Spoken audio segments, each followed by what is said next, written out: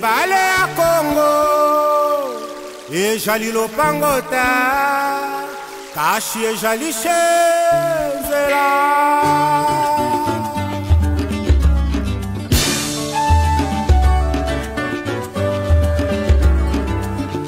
Yahweh benisa Congo Yahweh batela Congo Yahweh benisa Congo Yahweh batela Congo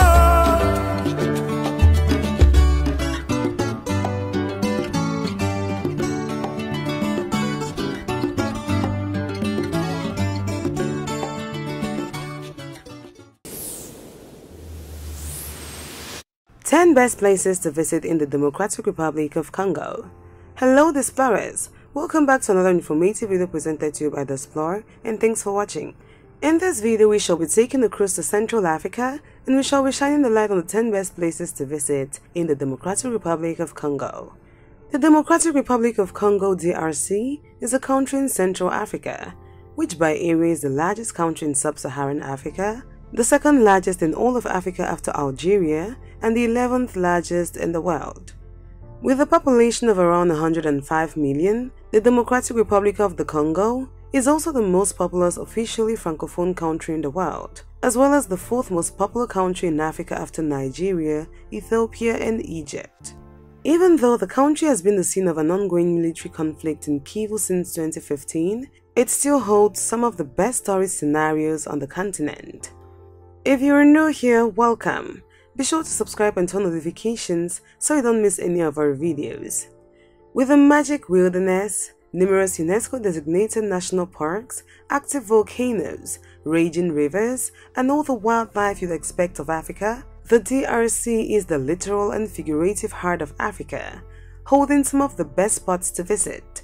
Hence, in no particular order, here are the 10 best places to visit in the D.R.C. Number 10. Kisangani. Kisangani, formerly Stanleyville, is the third largest city in the D.R.C. and the only one that lies completely within the tropical forest. The city's name originates from the nearby Boyoma waterfalls and means the city on the island. Kisangani has great shopping and fantastic local restaurants to entertain tourists and locals as well. The city's most remarkable features are its striking architecture, which surprisingly makes a convention destination. A visit to its numerous museums, botanic gardens, and zoos will not only set you with beauty, but send you back in time to historic times. Popular among tourists is the Reserve of Notre Dame Cathedral in the Central Market and the University of Kisangani, where you can enjoy an impressive collection of East African and Congolese archaeological artifacts. Number 9. Boyoma Falls.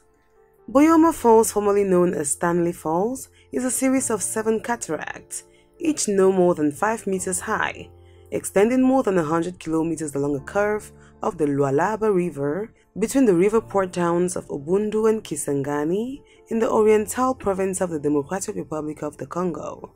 The 7 cataracts have a total drop of 61 meters and form the largest waterfall by volume of annual flow rate in the world, exceeding both the Niagara Falls and the Iguazu Falls. The 2 major cataracts are the first below Ubundu, forming a narrow and crooked stream that is hardly accessible, and the last that can be seen and visited from Kisangani.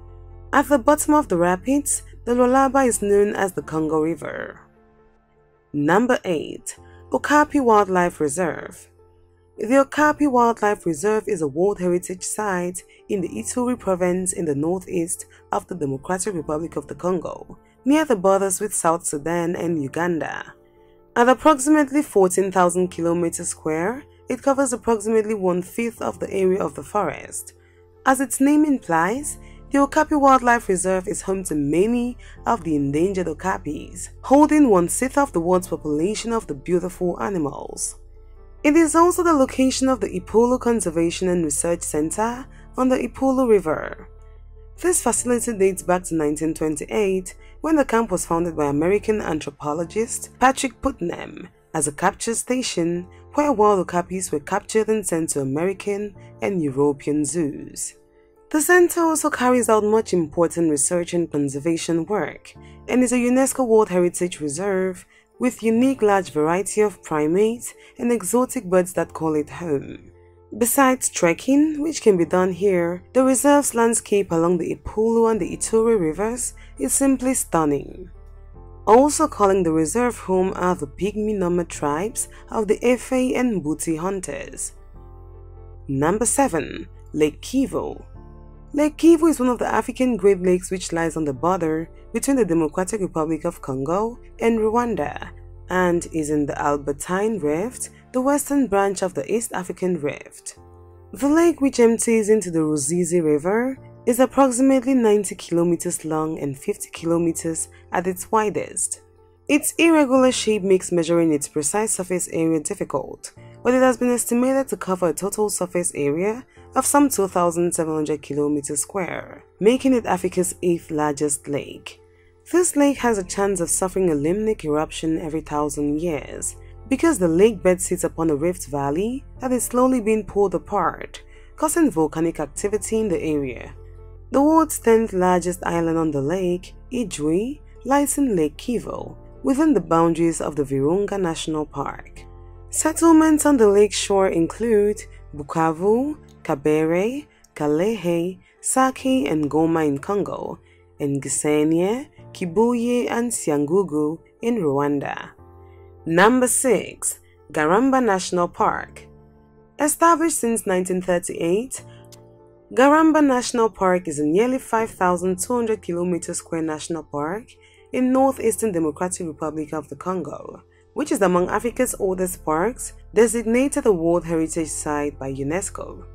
It borders South Sudan and lies in the transition zone between two centers of endemism: the Sudano-Guinean Savannah Zone, managed by African Parks in partnership with the Institut Congolese pour la Conservation de la Nature, ICCN, since 2005.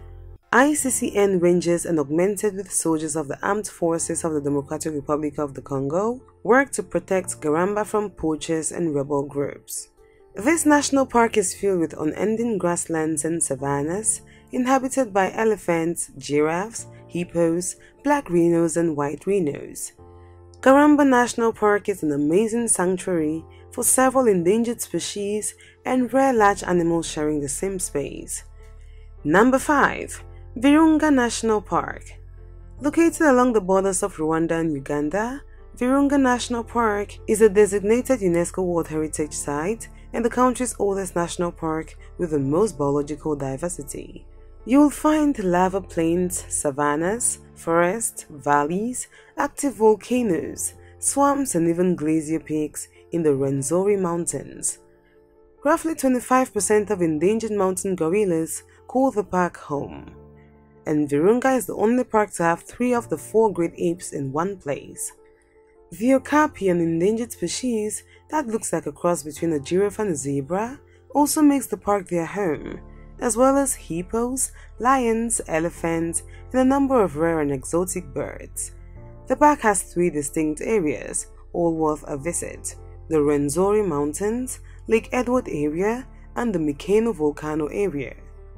Number 4. D.R.Congo Volcano. Some tourists are just adrenaline junkies, and if you're one of such, then we found the best spot for you in the D.R.C, the D.R.Congo Volcano.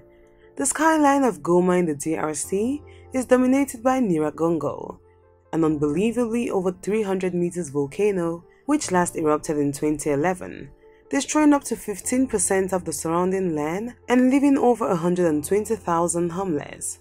Erupting 34 times in the last 130 years, D.R.Congo is located at the junction where the African tectonic plate is breaking. The landscape around Goma is striking, with black solidified lava, so white that the place looks like an above-ground coal mine. There is an active lava lake inside the crater, which can sometimes be visited. The area has recovered nicely from the last blast, and you'll find plenty of new shops and markets to discover. Number 3. Kahuzi-Biega National Park. Located in the South Kivu province, stretching from the Congo River Basin to Bukavu, the Kahuzi-Biega National Park Named after the 3,000 Mount Kahuzi and the 2,700 meters Mount Biega, is a spectacular national park. Kahuzi and Biega are extinct volcanoes that now offer some incredible hiking. It was created in 1970 in order to protect the eastern lowland gorillas, and just 10 years later was designated as a UNESCO World Heritage Site. Gorilla poaching has been a problem for decades, but thanks to the park authority, a dedicated education effort is ongoing. Today, the gorillas are still endangered, but their quality of life has improved and conditions are improving every year. Besides these gorgeous gorilla species, you will also find incredible biological diversity in the park, like endemic plants, elephants, chimps, gannet, antelope, and serval. Number 2. Lola ya bonobo. One of the 4 great apes of the world, bonobos have been relatively isolated and endangered until the 20th century.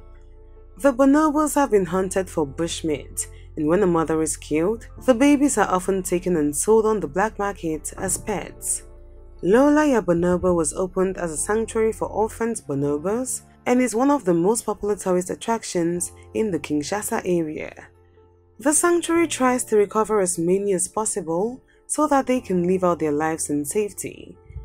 The sanctuary covers 30 hectares of forest, and you can visit the several feeding stations that the staff and volunteers use to help track the apes. Number 1. Kinshasa. Established by Henry Stanley in the late 19th century as a trading post, Kinshasa is the capital city of the Democratic Republic of Congo, as well as one of the 11 provinces. The city, which is now likened to an African New York City, is a chaotic, buzzing city filled with a lot of energy and a huge population of over 10 million residents. Amongst the special treats the city has to offer, you have boat rides on the Congo or a barbecue picnic on its shores, which is just a few of such pleasures. Visit the Marché de Voleur, or the city market, a colorful and intense market full of life and colors to make your trip more special. There is also a great street art culture, and if you sit on one of the small cafes of the 30th June Boulevard, an artist will come up and show you their pieces for sale or play you a local jamboree. While you get serenaded, take a walk along the streets and enjoy great conversations with the locals while you relax. Kinshasa offers you nothing less than a pack of cultural, academic, social and economic capital flames of satisfaction. So pack your bags and we shall see you there during one of the numerous festivals. There you have it, explorers. Those were the 10 best places to visit in the Democratic Republic of Congo. Thanks for watching this video, and if you did enjoy this video, do well to give it a thumbs up and do not forget to subscribe and share with your friends. Good evening, everyone. Welcome to the 63rd Congolese Independence Day celebration.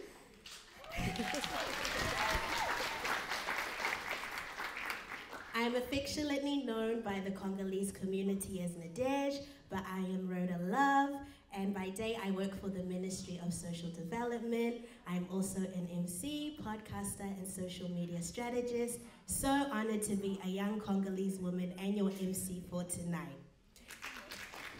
Thank you.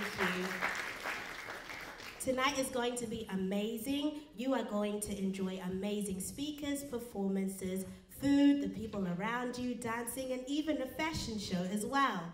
So we are going to start off the night by singing the national anthems, Congo first and then New Zealand. If you can please stand up for this, I'll greatly appreciate it. Thank you. Debout, Congolais, unis par le sort, unis dans le fort pour l'indépendance. Dressons nos fronts, longtemps coupés, et pour de bon, prenons le plus bel élan, dans la paix au peuple ardent.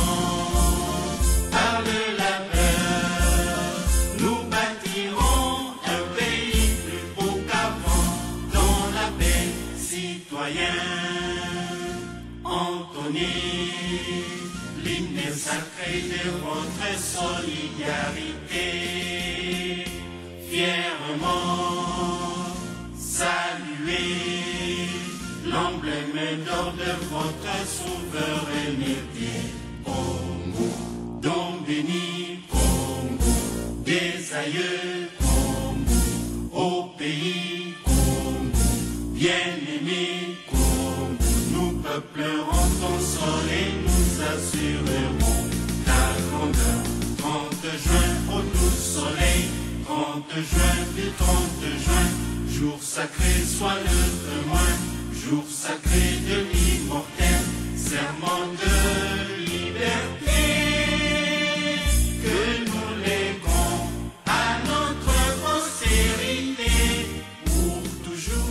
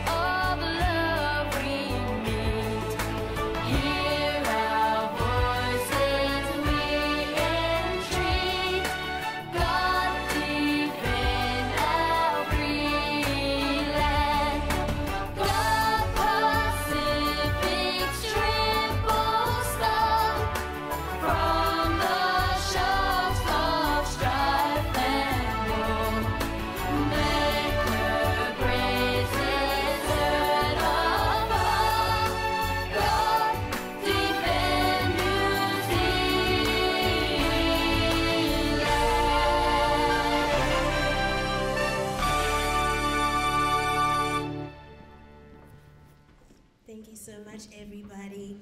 I would now like to invite the president of Okapi Alliance New Zealand, Francois Kayembe, to do a formal welcome speech. Please let's give him a round of applause as he comes.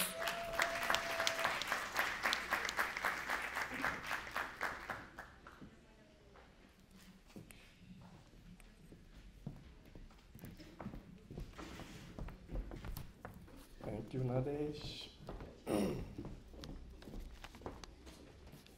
Bonsoir, Kiora, Jambo, Betwabwe, Mbotena Beno, Mbotena Beno Nyonso.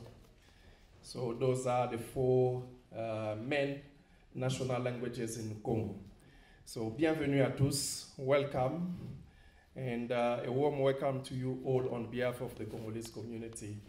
So I will first thank God who has helped us meet once again here for the Independence Day. So, Ko Francois Kayembe Toko Ingoa.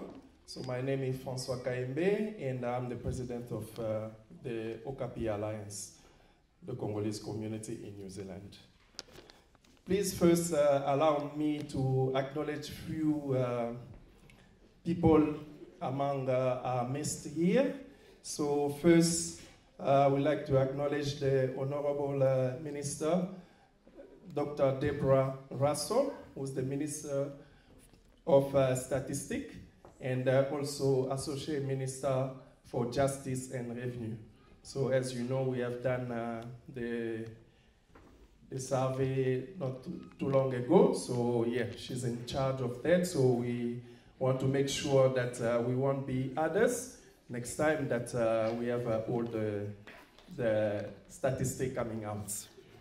So.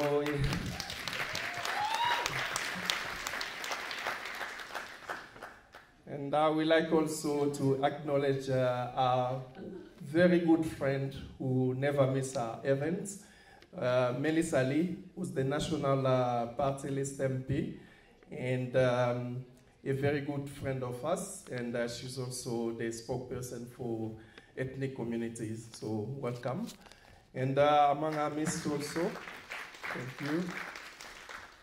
We have the Honorary Council of Ghana, Dr. Charles Apamo Duamene. I hope I didn't butcher her name.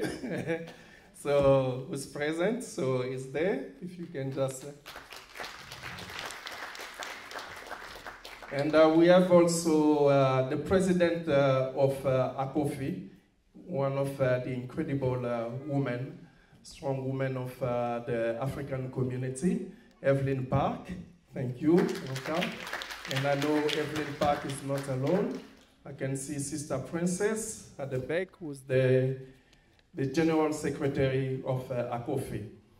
And also I would like to acknowledge a good friend from the New Zealand Police, Jessica, and his team. So Jessica has been doing an incredible job with and beside the ethnic communities in Auckland. So thank you for the work that you and your team has been doing. And also, we've got among us also some, the representative of the Ministry of Ethnic Community, our own brother, Fungai Malanga.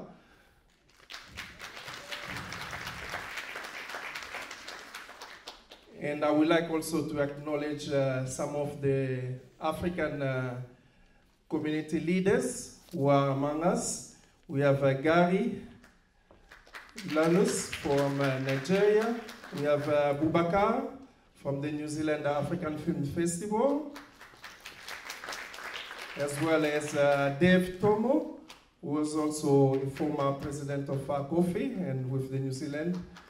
And Dr. Fred, who's at the back, Jackie, and who was also in ACOFI, and and Butoi, who's the president of the Burundian. As you know, last week we had the Burundian Independence Day.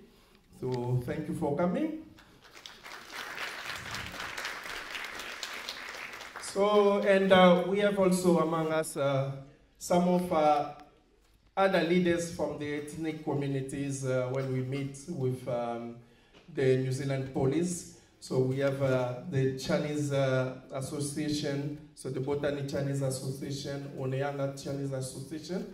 And so thank you and for you to come and experience the African and the Congolese culture with us. So thank you for coming.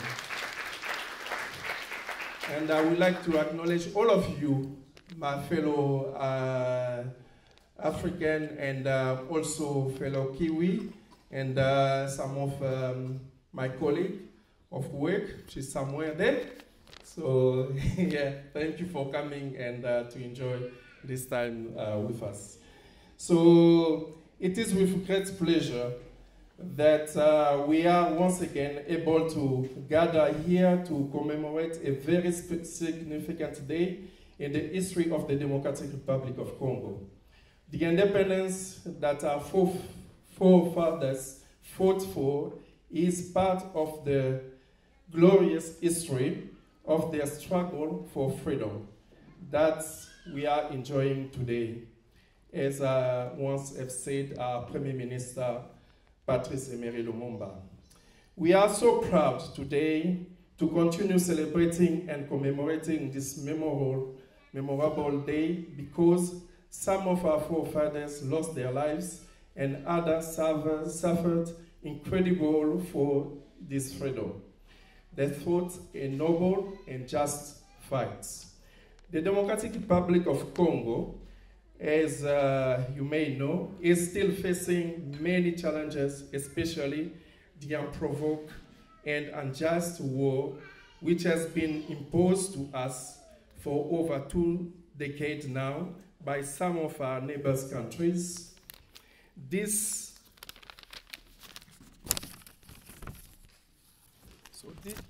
war has caused over 6 million of deaths, and many of our population are now displaced, but the international community and the United Nations are saying nothing compared to what is going on with Ukraine.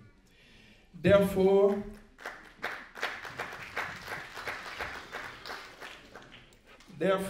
it is important that every Congolese, wherever they are, to take this threat seriously and remember that it is our turn to fight for the freedom of our motherland.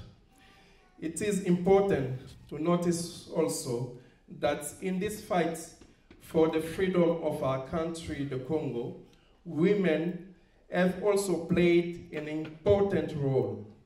We have women such as Hortense Ngoma Musanda Kasavubu, who was the spouse of our first president, Joseph Kasavubu, and also names like Pauline Opango, who was an activist and spouse of our first Prime Minister, Patrice Emery Lumumba. We like also among those names to mention one maybe we don't know very well. So her name was, so she fought alongside the people that we call fathers of our independence. So her name was André Blom, who was known as the woman behind Lumumba. So Blom led a mass grassroots effort to mobilize Congolese women to participate in the independence movement. She stated that one could not separate the problem of the African continent resources from the problem of the African woman. She criticized colonial education, which limited women and girls to training such as housekeeping and needlework, and advocates for a more comprehensive vision of education to be implemented in the new independent nation. This is why our theme of this year independence is Femme of Congo, Women of Congo, aspire to inspire.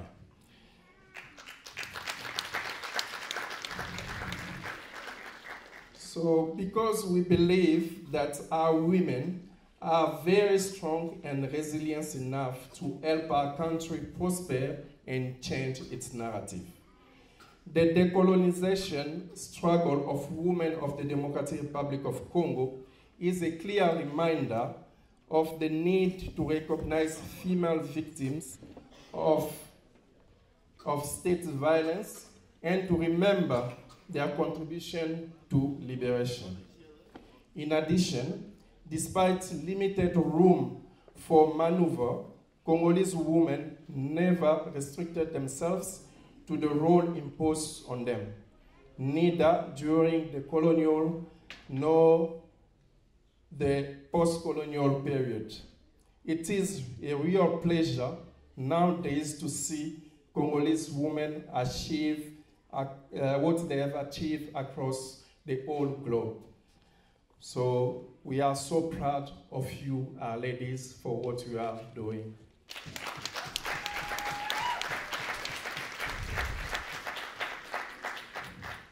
As for the New Zealand government, I've got just two important messages.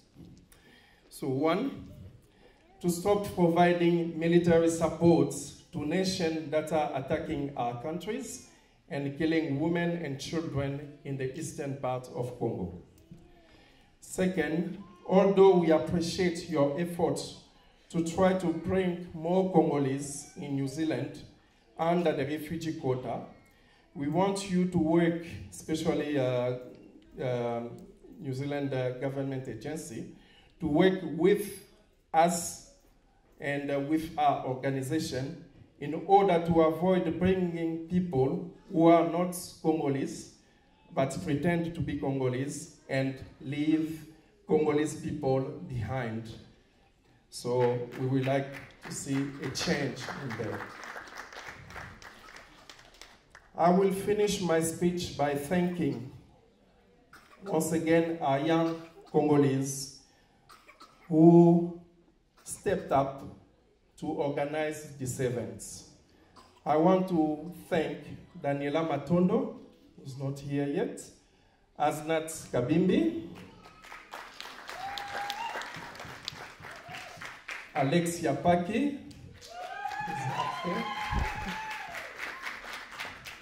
Francis Kayembe, somewhere there, Gracie Tumba, Oli Kayembe, and Mariva Milolo for their contribution in trying to put this night, a beautiful night for you guys. You, my young people, are showing us that it is important that we continue to keep our culture alive and share it with the New Zealand public. So thank you for your contribution.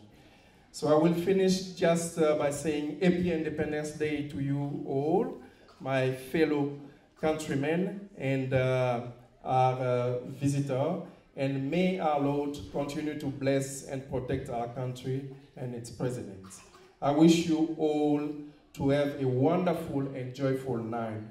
Tena koto, tena koto, tena tato katoa, kia ora.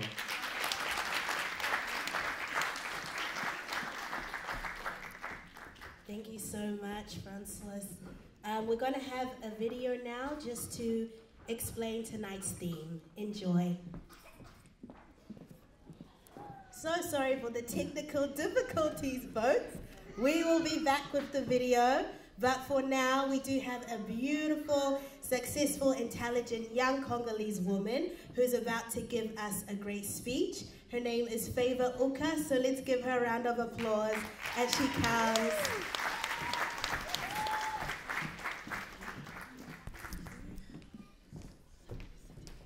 Good evening, ladies and gentlemen. My name is Favor, and tonight I wanted to talk about overcoming challenges. So as a Congolese immigrant that came here in 2007, as a child, I lived a very blissful life going through school. I thought I was pretty decent, pretty smart, not too bad. I personally really enjoyed school, and I changed my mind multiple times on what I wanted to be.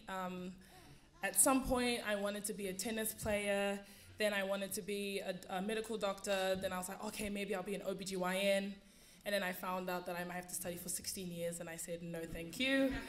And then I really found my passion one day after school, walking around, and there was a room full of people in there, and I put my head in to see what they were talking about, and it was a debate team. And I was like, ooh, debating, this is cool. So I stayed, listened, and my eyes lit up, and I was like, wow, this is so exciting. So I joined the debate team and really enjoyed it, and I was like, cool, what kind of job could I do where I would continue this?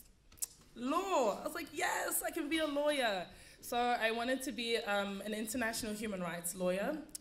So really focused on that through school, took the right subjects, got accepted to Auckland University for law. And that's when reality hit me. It is not what I expected. I think for me, I based my idea of what practicing law would look like based on movies and being able to say, I object, all of that. But it's not the reality. There's a lot of reading, a lot of writing. And I wasn't excited anymore when I did my first year of law. So I did that while also doing an arts paper as well. But I noticed that my grades were not the best. So I failed a lot of my papers, but it was really frustrating because I knew that I wasn't dumb. I knew that I was like, I'm not dumb, I can talk about this stuff, I'm really engaged in my tutorials. My lecturers like, wow, like, thank you for sharing Favor. But like when it came to applying myself in exams or writing my essays, it just wasn't balancing. And that made me feel like I felt like I was dumb, I felt like I was stupid, and like my confidence in myself like went really down. But one thing that came into mind was, with this challenge, like, what am I gonna do to overcome this? It was very easy for me to just give up and just say, like, you know, I'll just drop out of school. I was very tempted, very tempted, but I knew I had to stick it out. My mom worked so hard, tried her best to bring my sister and I here, so there was no way that I was just gonna just quit when things got hard. And with the idea of overcoming challenges, I'd like to offer a perspective of sometimes that requires looking at a different alternative. It doesn't mean you're changing your path and changing your mind, but maybe there's a different way to get across the hurdle. So my hurdle was I wasn't able to apply myself in the best way that I wanted to. So I randomly stumbled upon a TED Talk about learning disabilities. And I looked at that and I was like, well, I saw the word disability and I was like, well, that's not me. I don't have a disability. But something pushed me to inquire more about learning disabilities. So one day at university, I decided to go to the learning disabilities department, and I literally walked in and said, hi, I know I'm not stupid, but I'm not applying myself the way that I know I can. So after a few tests and conversations and seeing psychologists, turns out I do have a learning disability. And I got diagnosed with ADD, so that's attention deficit disorder. So basically what it means is I struggle to kind of like pay attention when it comes to like written work and stuff like that. Anything that's creative I can do, but when it came to doing my university assignments, it was really hard for me. In that moment, I realized that this obstacle was not as big as I thought, because once I reached out and inquired and asked questions, turns out there was a way around it. So my university was able to support me, which means that in exams, I got to take my exams in a separate room. I had extra time. My lecturers were really, really flexible with me when it came to handing in my work. My university did a great job of providing me a lot of outlets to be able to make sure I get my work done. And with that, I realized that obviously I'm not dumb. I was also put on medication for that. So what they did is they wanted to test it out to see if you know, I actually have ADD. So my grades was like C, B, and then that I took a summer school paper, because they're like, oh, try the summer school paper and then see how your grades are. Got an A+. They were like, wow, cool. So my grades significantly increased and I was able to maintain A's and B+. So I'm really proud about that. But I know for me, one thing that I always try to inspire, especially younger people, and it doesn't matter actually your age, like sometimes the obstacle can be overcome by looking at a different alternative. So for me, that alternative was cool. So I do have to do these essays, I do have to do these exams, but is there a way that I can still show my understanding? And I'm really grateful that I was able to like overcome that, but that didn't come through me sitting by myself in the corner, so I did inquire. So I do want to encourage that when it comes to overcoming obstacles, that it's okay to ask questions, and although you might see a word that's frightening like the word disability, it shouldn't hold you back, because the reality is we all want to succeed in some way, on some form. So it's really important to push yourself out there. And I'm a huge advocate for people finding out their learning styles. It really, really, really helps. You are not dumb, you're not slow as you think. Everything is set in a specific way, and sometimes we don't fit into that box, and it's okay to exist outside of that box. So if you're gonna take anything from my speech tonight, is to inquire and just to take into consideration that there might be another alternative to overcome your obstacles. Thank you so much for listening.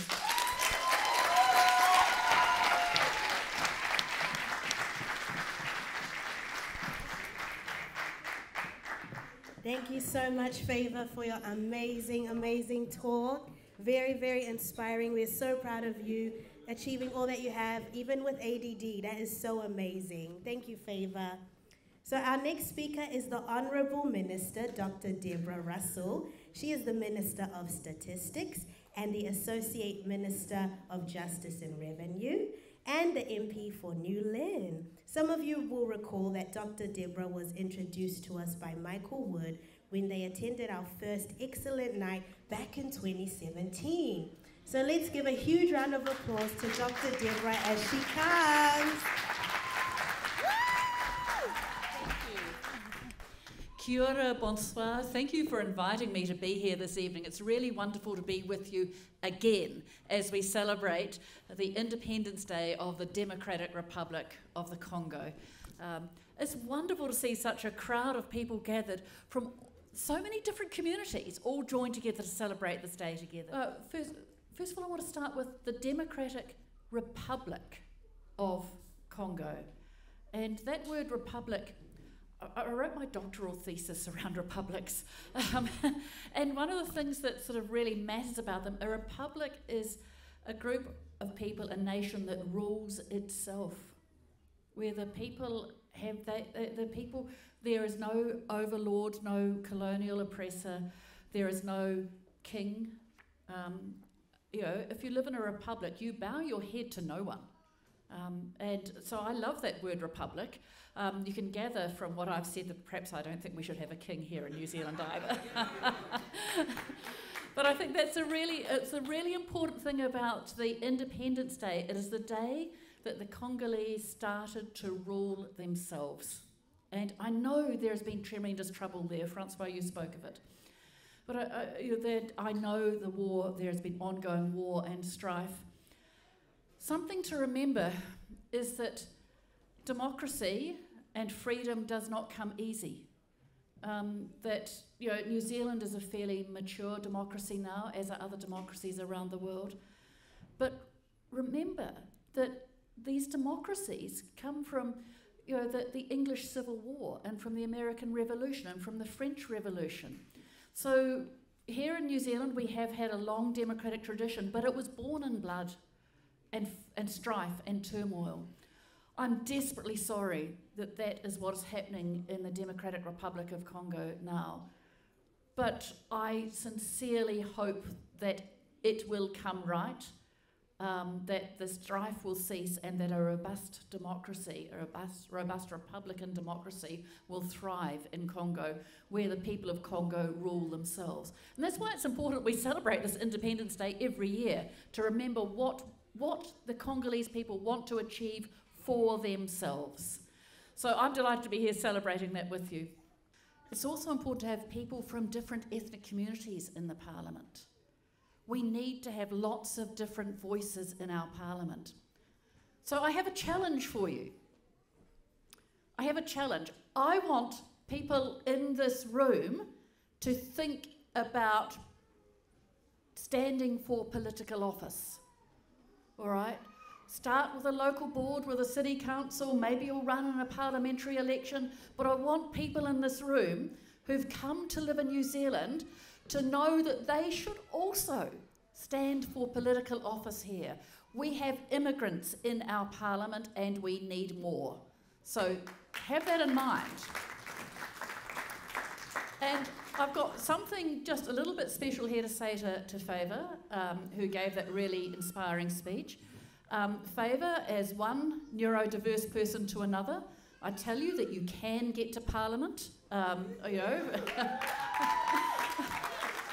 So there are lots of ways to do it. But I want to end with, again, that plea for diversity, and I want to end with some words that our former Prime Minister Jacinda Ardern spoke as in her final valedictory speech. And she talked about the sort of person who could come to Parliament. She said, you can be anxious, sensitive, kind, and wear your heart on your sleeve. You can be a mother or not. You can be an ex-Mormon or not. You can be a nerd, a crier, a hugger. You can be all of these things. And not only can you be here, you can lead. So I want women and men from this room to think about leading. Happy Independence Day.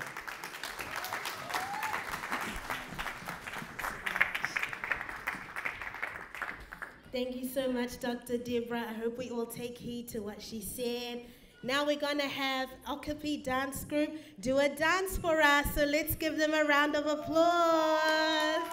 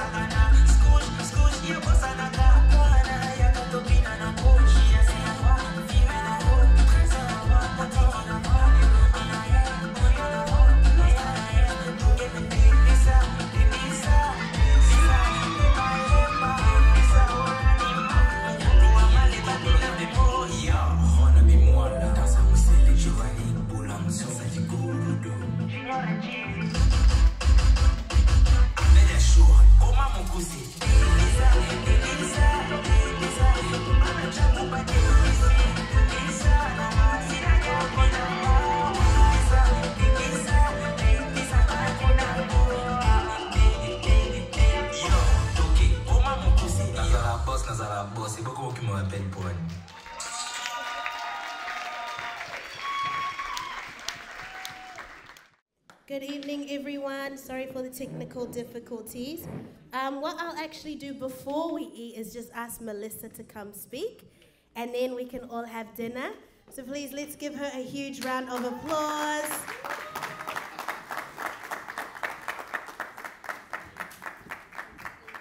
Thank you so much, Minister Melissa. Girl, I don't know how you walk in those heels. And I love your dress. Yeah, don't go in those corners. I might steal it. Bonsoir, Jumbo. And racism does exist. It exists in New Zealand. It exists even in Parliament, where I was told to go back home to Korea. It has happened. But the thing is, those things should be like water off a duck's back if you are strong. Because words cannot actually break the will and might and the strength that you have within yourself. And I say this to women. Men, listen up. Women are stronger than men.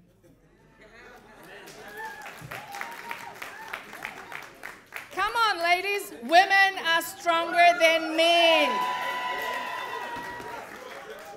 You know why I say that? Women go through 40 weeks of pregnancy. We actually give birth to our children, right? Men know nothing about that.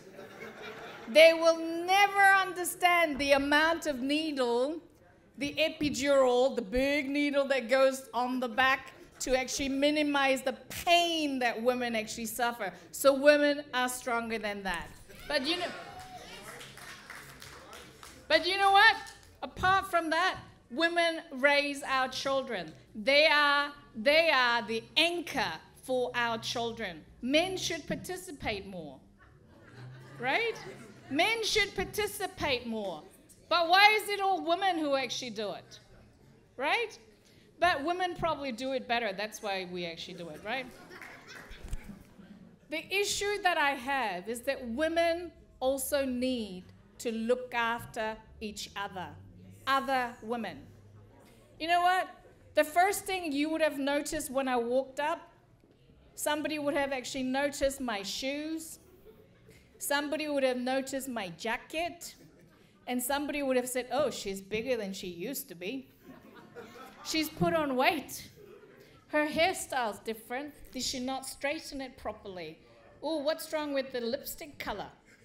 Women notice these things, but that can actually be the weapon that actually minimizes my confidence. I'm a little bit too old to actually have that affect me, but when you're talking to younger women, it does impact on them. And women need to support other women, to empower them.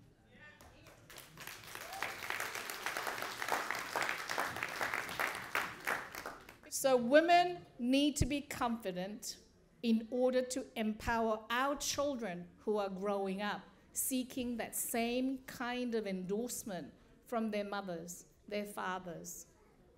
So, vive la Femme du CONGO. Merci.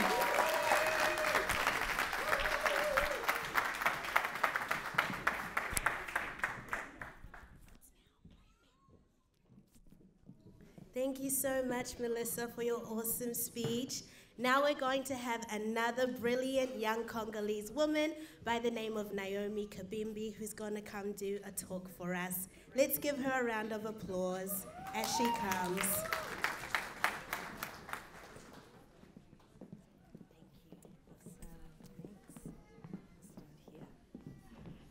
All right. So, in the year 2000, an R&B artist, in fact an icon, she released a hit single called Try Again. So in the song, talks about love, romance, boy chases girl and vice versa. But in the chorus, sung by Aaliyah, there's actually a bit of truth to it, and I think we can all take something away from it. So she says, and if at first you don't succeed, dust yourself off and try again. And if at first you don't succeed, dust yourself off and try again. Now, I promised my speech was short and sweet, but long story short, in my final year of high school, I stupidly followed this advice of having fun. Not saying fun is not important, it is, but I actually focused it so much that it actually jeopardized in me focusing on my studies. So what that meant was that when it came to applying for university, my peers and my friends, they got accepted into their chosen course, and my plan was to get chosen into, or selected, sorry, into the bachelor's degree at AUT. But I was rejected by AUT because I missed out on a few university entrance credits. So I'll be honest, when I received that letter, I was pretty devastated, embarrassed, and actually disappointed. But as we know, we can't go back in time to undo the choices or the actions that we did. So I just had to dust myself off and tried again. So, thank you. So after doing my certificate, I finally made it into my bachelor's, and then by God's grace, made it to my first class honors, and then doing my PhD. Now, thank you. Now, the funny thing is that if you would have told me during my certificate course that in the year 2021 that I would do my PhD, I would have laughed at you. And it's funny because when we think about success, we think that success happens like this, that it presents itself as if it's going to be like overnight shipping or, express delivery. But with success, it takes time, it takes effort, it takes energy. So therefore, it's going to take days, weeks, months, and perhaps years. So if at first you don't succeed, how do you respond when success doesn't come your way? Dust yourself off. And the way that I interpret about dusting yourself off is repositioning yourself, actually standing up and having the mindset that I'm going to try again. So with my last year of high school, I didn't try, and there was consequences.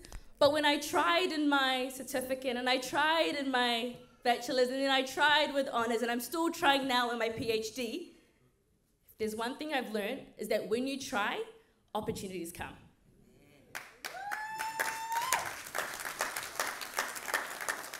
So like a broken record, if at first you don't succeed, dust yourself off and try again. To God be the glory. DJ, play Try Again by Aaliyah.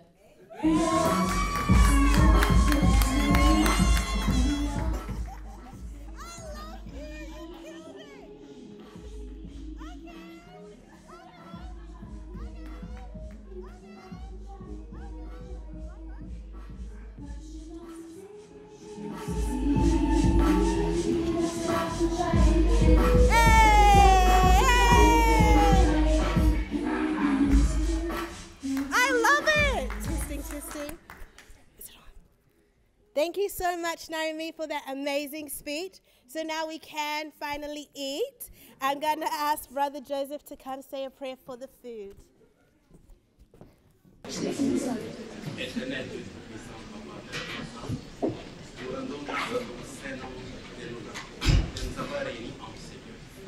Papa, nous recommandons au Seigneur Tout-Puissant, Papa, cette nourriture en descente.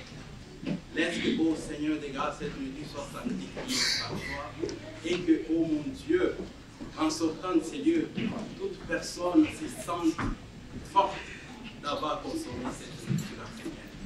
Dans le nom puissant de notre Seigneur et Sauveur, nous avons prié. Amen. Amen.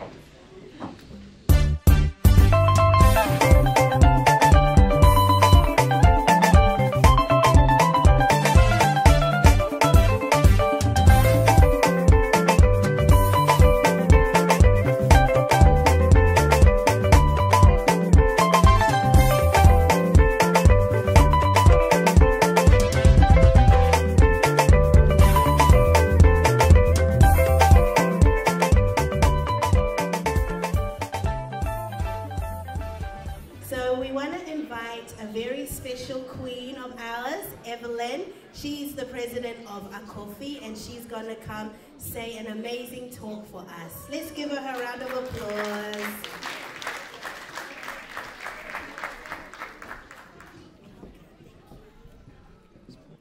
I want to remind these amazing young people, and I want you to give them a special.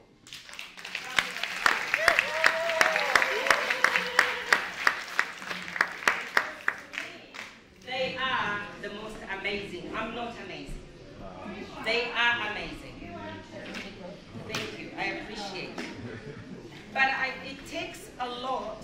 for young people of this age to produce something like this. Yeah. And I want to thank the president of Okapi Alliance New Zealand and his gorgeous wife, my sister Genevieve.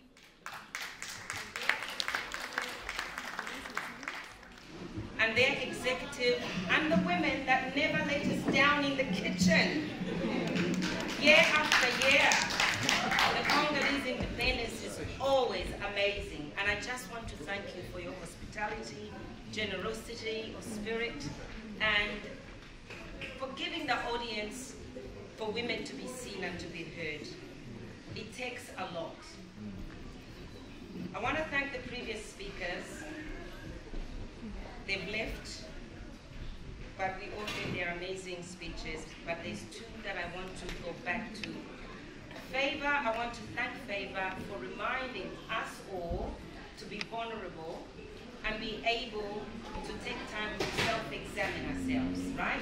And have the courage to seek help. Because a lot of the issues we are facing in our community, especially by young women, we are failing to be bold and refuse to be put down, yeah? Naomi, thank you for her speech too, for reminding us to remember that once you fall down, you cannot stay down. It is always good to rise again, and that resonates with me. So these moments that the two young ladies have spoken about of vulnerability and being able to find that little space where you go and go, I refuse to stay down, I will rise.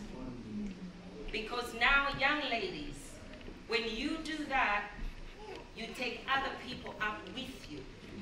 And what I am so proud of tonight to see, acknowledge, and respect, the last 2 years I've come to the independence of the Congolese community.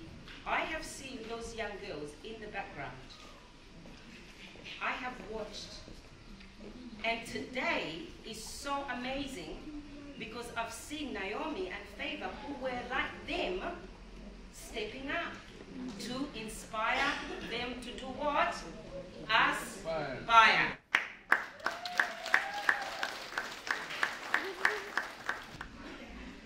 If nobody had said to Favor, if Favor was constantly being told, you are done, she would have never believed to rise one day and go and seek help for a disability, right?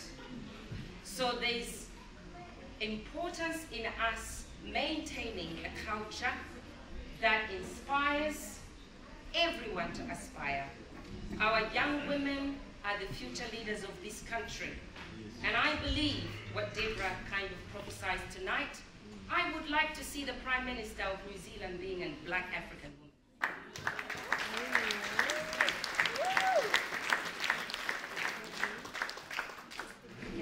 And I believe that it will happen sooner than we expect, because you and I are going to ensure that we create a culture that builds our women up from when they're little. So, 2023 is a year for our African women to be seen and to be heard.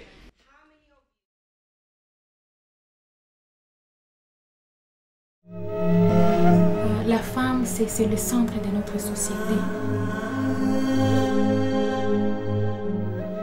La guerre s'est faite d'abord sur les corps des femmes. Et parce qu'ils savent que lorsqu'on détruit la vie de la femme, lorsqu'on détruit la femme elle-même, on détruit toute la société. It's very difficult because if I can say, in Africa, all people know that a woman, it's better for be married, for make many children, but they don't know that a woman can be very important for the society. They don't know that a woman can be intelligent. She can be everything like a man.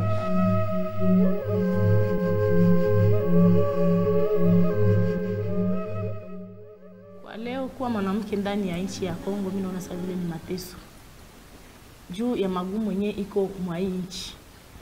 Juu mimi pekee ndajisemea hapo kwanza.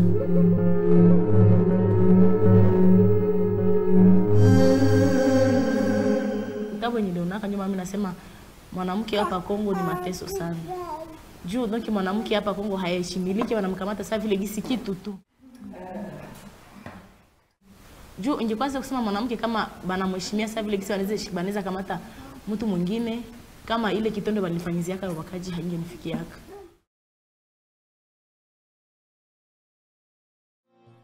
I came to study lawyer for become a very strong woman and a big woman, because my dream is to be the first president in D.R.C, a first ladies president in D.R.C, and I think that if I work hard for that, and if I'm studying, if I have some people who support me, I will go ahead and I will do something better for all women, for all people of Congo.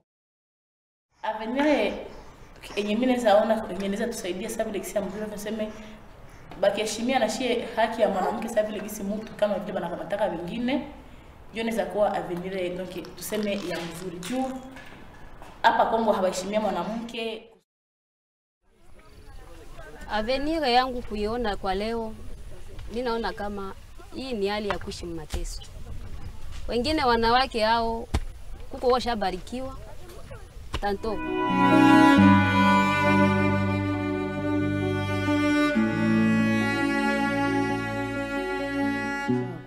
Siku za kuya huko mimi naweza kufurahi kama Mungu anasaidia, anasema aseme mtu afurahike, tubakie na maisha yetu mzuri mwa hii Kongo.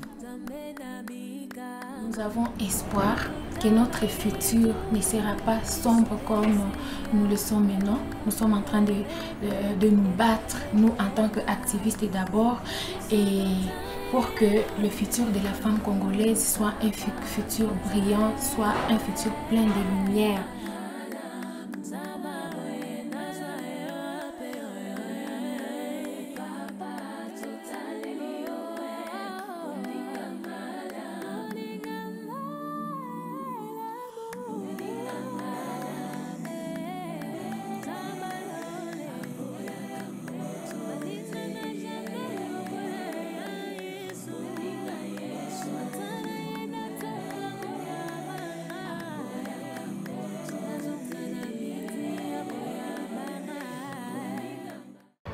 Je viens de la République du Zaïre. The pretty staircase is made even prettier by the presence of Miss Zaire, Ami Lekobi.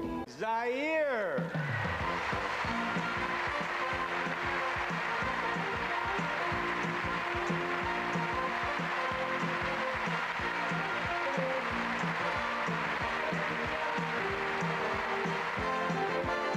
Zaire!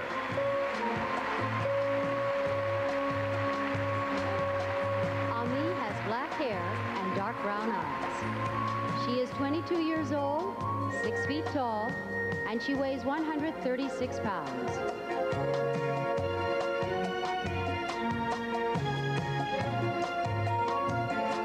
Rachel Zihindula knew from the moment she started refereeing that she wanted to take charge at the very highest level. J'ai commencé la formation d'arbitrage 2015-2016. J'ai évolué toujours ici à Goma et jusqu'à maintenant je suis arbitre international. In January, World Soccer's governing body FIFA elevated her to the rank of international referee, which qualifies her to officiate at international level. The 24-year-old comes from the Democratic Republic of Congo's eastern city of Goma, not dimmed Zindula's passion for the game. Je sais bien qu'à l'est du pays de la RDC, il y a beaucoup de guerres. Nous, les femmes, nous sommes des victimes des fois. Et pour cela, pour les femmes qui veulent nous emboîter les pas pour nous rejoindre dans les carrières des hommes, et je les encourage beaucoup. Zihindula started training as a referee in 2015 and quickly began handling provincial competitions. Before moving up to the National Soccer League, she takes inspiration from France's Stéphanie Frappard, the first female referee to officiate a men's Champions League game. The young Congolese hopes to one day oversee Confederation of African Football tournaments or FIFA matches. It'd be hard to miss them. These bright pink cars are a startling contrast to the usual taxis found in Kinshasa. Driven exclusively by women, they offer a high-end ride-hailing service in the Congolese capital. Quelque chose ici, madame? Avec plaisir, merci beaucoup. Most clients are also women. Christelle says Uber's cabs are a more comfortable and safer way of getting around. I've always been a bit scared to drive in Kinshasa because it's complicated, but seeing a woman behind the wheel, it really gives you confidence. It makes you realize that you can do it. Yes, we can. Launched 2 years ago, Ubis Cabs aims to make a big impact on the transport sector in D.R.Congo. The company has set up its own academy to train up to 100 female drivers this year. Sur ce point-là, nous gardons nos engagements. Faire du client le roi. Most trainees are recent graduates who were previously unemployed. First of all, there was no such thing as female taxi drivers here in the D.R.C. So when I saw they were hiring women, I thought to myself, well, this could be an opportunity for me. Ubis Cabs is the brainchild of Patricia Nzolantima, a Stanford and Harvard-educated entrepreneur who has high hopes for Congolese women. Ever since I became an entrepreneur, I've always invested in women, because I believe in women. I believe that African women will succeed where men have failed. Believe me, put women in positions of power and they'll change the world. For Patricia, the sky's the limit. She now wants to expand internationally and compete with the likes of Lyft and Uber. Mon nom d'artiste, c'est Jenny BSG. Je suis danseuse, chorégraphe. Je suis entrepreneuse aussi. Aujourd'hui, j'ai une école de danse en Belgique. La danse a vraiment pris le dessus dans ma vie parce que c'est quelque chose qui m'a beaucoup guidée, qui m'a beaucoup motivée dans tout ce que je faisais. Je ne me considère pas comme la meilleure performeuse, mais je me considère comme une danseuse qui fait vibrer les gens et qui fait réfléchir les gens à travers la danse, qui partage beaucoup d'émotions, d'amour et qui fait changer les gens. Savoir que moi j'ai été connue dans le monde entier avec une vidéo virale de moi et Anaé. Anaé, c'est une petite Belge très très mignonne, très gentille, très talentueuse que j'ai coachée et notre duo a fait un succès énorme.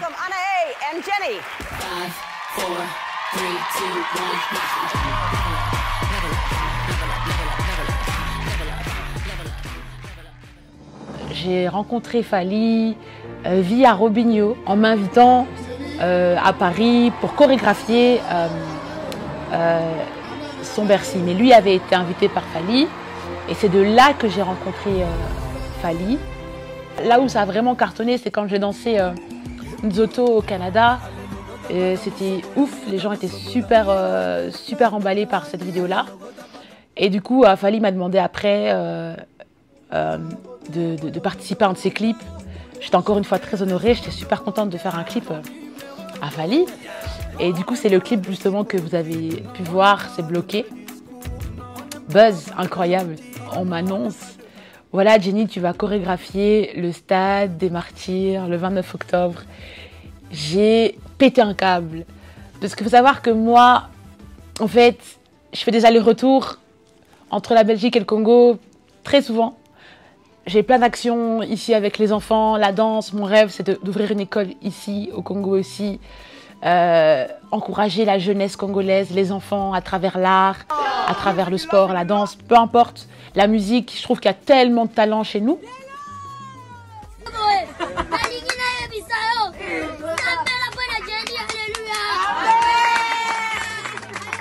C'est important pour moi que les Congolais me connaissent différemment, me connaissent en tant que leur sœur et pas juste en tant que « oh, elle ». Wivine Chidibi never planned to go into boxing. For the ex-wife of a famous boxer in Democratic Republic of Congo, it was jealousy that pushed her into the ring, as a way of keeping an eye on her husband.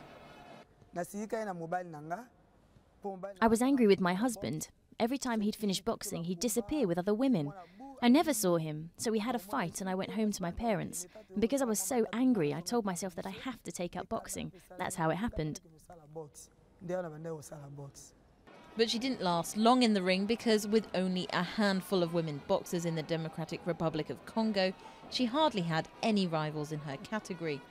That's when she decided to train to become a referee, the only woman to take on this role in the country.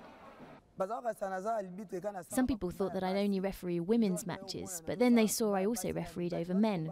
Besides, I don't enjoy refereeing women. I feel like they don't do anything, but I enjoy the men's fights, that's true. People are happy with me, and some want to be like me. Hello everyone, and happy Independence Day. My name is Dr. Esther Babadi. Before I tell you a little bit more about myself, I would like to first start by thanking the organizer of this event for the invitation, and in particular, my long lost but now found old friend, Dr. D.R.Congo, who I've not seen since we were teenagers in Kinshasa many, many moons ago. I am truly, truly honored to be included in this Independence Day celebration theme, highlighting the women of Congo. Dr. Congo asked me to say something inspirational in 3 to 5 minutes. So definitely a tall order to fill. In thinking of what could I possibly say that would be inspirational, I figure, why don't I just tell you a little bit about myself, and hopefully that will inspire some of you to never put any limitations on yourself. So who am I? I am a Congolese woman. I am an immigrant woman. I am a mom. I am a wife.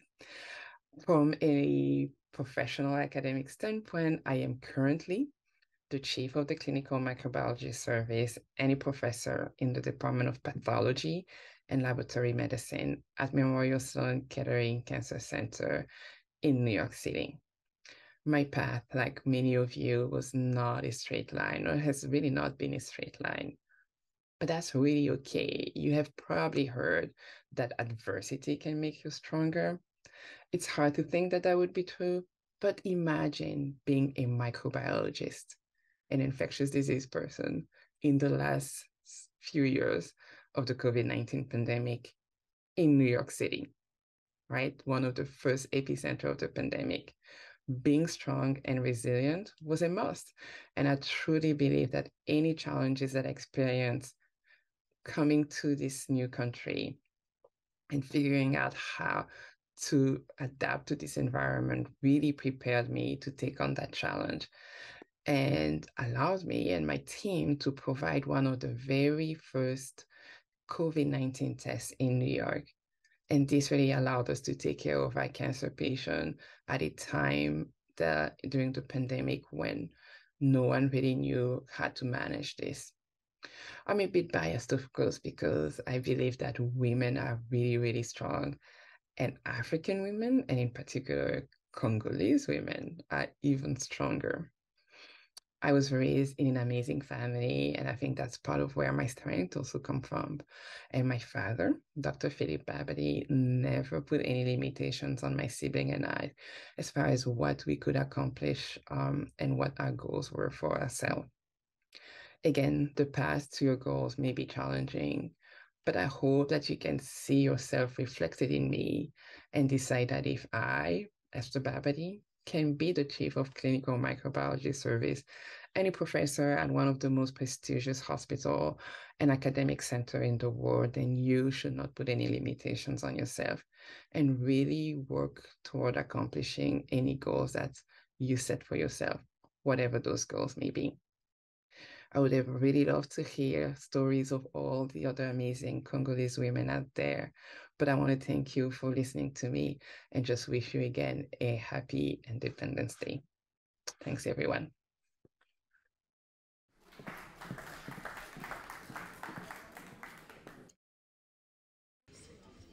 Thank you, everyone, for watching the videos. We hope you enjoyed them. And we also want to thank you, everyone, for coming to our Independence Day celebration. What we're going to do is some traditional dances and then open up the dance floor. So if you hear your tribe, please come and dance on stage, okay?